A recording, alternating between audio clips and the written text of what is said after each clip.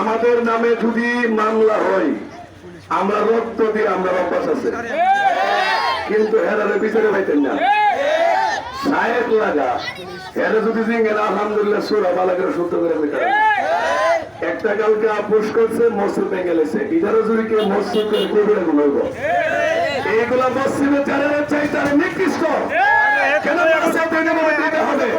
কেন ব্রাহ্মণবাড়ির দক্ষিণাঞ্চল ব্রাহ্মণবাড়ির ভিতরে নাই? আজকে কেন মাসে এত হবে? আগামী 24 ঘন্টার ভিতরে প্রশাসনকে বলতে চাই যারা ছাত্রদের উপরে হামলা করছে গ্রেফতার করতে হবে এবং এই আড্ডাহানা সরকারিভাবে নিষিদ্ধ ঘোষণা করতে হবে।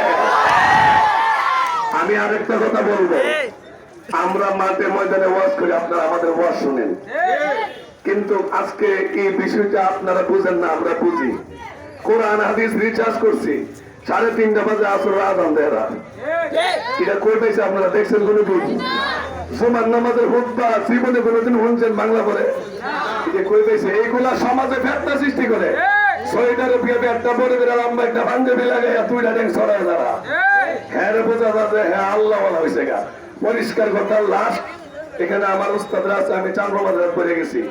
আগামী 24 ঘন্টার ভিতরে মুখলেস গঙ্গের গ্রেফতার করতে হবে, 1 নম্বর। 2 নম্বরে প্রশাসনকে বলতে চাই, যদি আপনি আল্লামা গ্রামের ব্যাপারে 2-1টা লোকের কথা বই না কোনো ব্যবস্থা নেন, এখন চলছে মাসে ইউনিয়ন, পরে পুরো ব্রাহ্মণবাড়িয়া কিন্তু আগুন চলবে।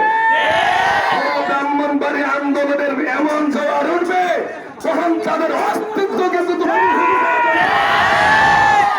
সাহেবকে বলতে চাই, আপনি এককভাবে যদি সিদ্ধান্ত নেন, এই দেশে দেখতে পাইলেন একটা লোকের খুশি করবার লেগে শেখ হাসিনা লাশ পরিণতি কি হয়েছে। যদি মুখলে খুশি করার কোন ব্যবস্থা নেই, আপনার ব্যাপারে ব্রাহ্মণবাড়ি আন্দোলনের জোয়ার উঠবে ইনশাআল্লাহ। আমরা যারা রেল লাইনে আসি,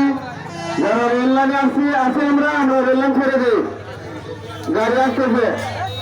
এই পর্যায়ে আমাদের মাঝে বক্তব্য নিয়ে আসছেন হযরত মাওলানা হাফেজ আল আমিন সাহেব বাজারিয়া।